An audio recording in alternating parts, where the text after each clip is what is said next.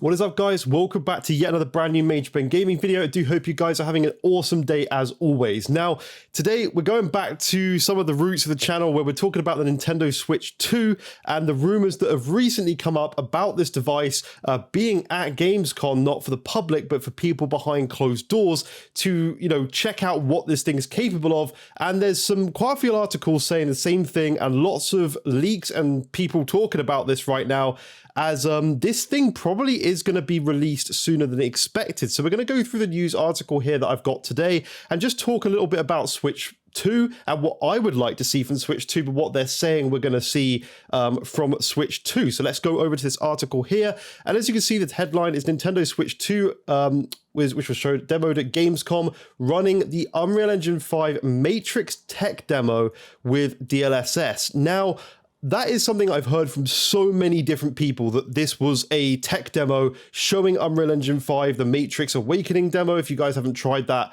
on the current gen consoles, then do. It's very, very cool. 30 FPS, but it's very, very demanding. Looks absolutely crazy. But yes, this is something that I've heard from a lot of different sources that have said the Unreal Engine 5 demo was something they were doing on the Switch 2, which is very interesting. So as we can see here, the Switch 2 may launch sooner than expected, as recent leaks suggest. A demo was shown at Gamescom. But anyway, let's get into sort of the meaty parts of the article and have a little talk through this. So Nintendo Switch 2 may be closer than previously thought, especially after this year's Gamescom. There have been a few leaks regarding the upcoming Switch console, with the most interesting coming from behind closed doors at Gamescom, where Nintendo allegedly showed developers the Switch 2. The new console is expected to launch next year, but the company has not shared any details on it yet. The Switch 2 will come with beefier specifications compared to the original console that launched over 6 years ago. It's the thing, we are very, very far into the generation now of the Switch. Like it's crazy. They talk about the Asus ROG Ally. It's a very well done website there. It's really, really not looking very good. But what we have to go on is at the moment is this stuff. So let me just find this other article. I think this is the same one here, but there's loads of articles talking about Switch 2 right now, and lots of stuff to be talked about. So here we go. We've got the specs here that they're saying that they think is going to be releasing on the Switch 2. A lot of people are speculating that this thing is going to be based on like the 30 series graphics cards. Obviously, it's not going to be as powerful as those cards, but they base things on certain architectures. And they're at moments saying that they're going to be on the 30 series or the 40 series, because there is some rumors about DLSS 3 being implemented, or DLSS 3.5 even being implemented into this device. But the one rumor I have heard that seems like the most confident one is that this is going to have 12 gigabytes of RAM compared to I think it's like 8, isn't it, on the current Switch? But this is just great. And to be honest, going into all the specifications here, if you guys do want to read through all that, actually, we'll have a little read through. So according to those anonymous sources, the new Switch can run Final Fantasy Remake about as well as a PlayStation 5. Now, I don't think that's going to happen. Maybe 30 FPS at the what the performance mode would be on the PS5 or something, I don't know, which would be pretty wild for something that so far just about everyone expects to be a handheld machine.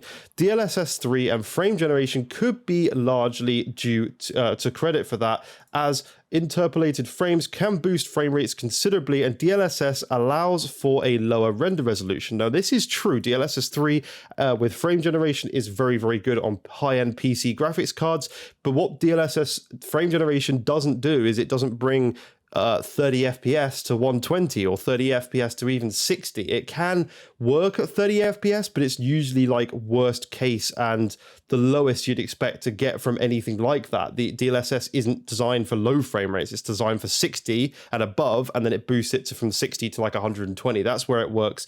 That's where it's best.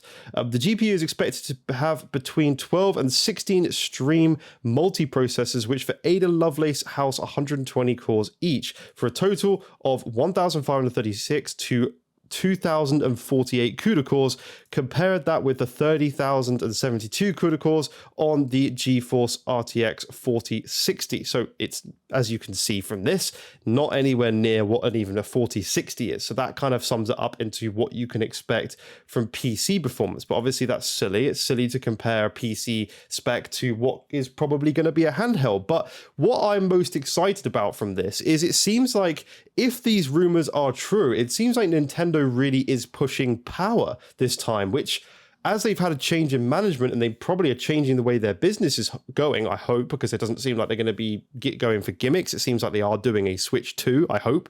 Hope this isn't a full desktop device that's a console that's plugged in. I like that about the Switch, that it's different, but they certainly do seem to be pushing power. This thing isn't just going for, let's just make sure we can just about run the next games, but let's actually make sure we can implement some good features like being able to actually run Unreal Engine 5 games, because that was something I was very worried about. The current Switch could barely handle Xbox One games and PS4 games, let alone, UE5 games that are in the next gen. But if this thing is actually running the Matrix Awakening demo, which is, yes, it's a demo, but it's a very, very demanding demo using a lot of features. Now, if it is able to do that, then that's impressive. Like, even the next gen consoles, including the Series S, can only do 30 FPS for this. So that's kind of amazing to see that this Switch can do it at 30 FPS. It's definitely not going to be doing it at 60, but it does happen to work at 30, obviously, from what we've heard from this stuff. So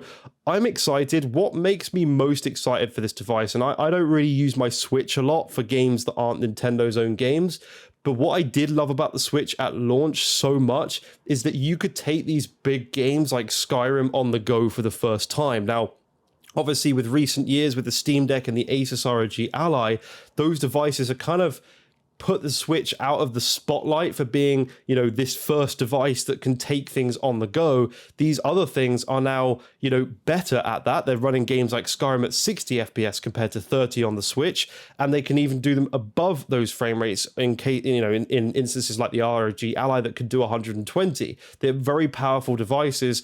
Yeah, the battery life's not great, but you can run these games, whereas the Switch is not getting any of these next-gen games. Like, you can technically run Starfield on a Steam Deck, and you very much can run a Starfield on an ROG Ally at 30 FPS and even above in some cases. Whereas, obviously, it's not going to be a Nintendo game, but I'm just using Starfield as the most recent release that I can think of, which is very demanding. Those games, if they were able to run on Switch, they wouldn't. Like, if those Xbox was releasing this game on Switch, it would not work. But it does seem like with Switch 2, we could be getting these, full-on ports from these big games that we're getting down to the Switch, which kind of ties into the rumors or what we've heard from Microsoft about bringing Call of Duty to Nintendo. They've promised that they're going to be bringing Call of Duty to the Nintendo platforms in some way or another, whether it's cloud, which it could be, but I don't think so. I think this is a native version, and I think this Switch is why they know that they can promise that, because they probably know the specs. They think, well, we can easily do this. It's not far off a Series S, or it might be a kind of Series S type in terms of power and stuff. So who knows? We've got to wait and see, but this is very exciting. I hope we get, full games launching on this device, like Hogwarts Legacy we know is coming. Are they waiting for the Switch 2? Who knows? Are they going to port it on the current Switch? I don't know. I don't know how that game's going to run, but I'm excited to see it, and I'll probably do a video on the channel and pre-order the game.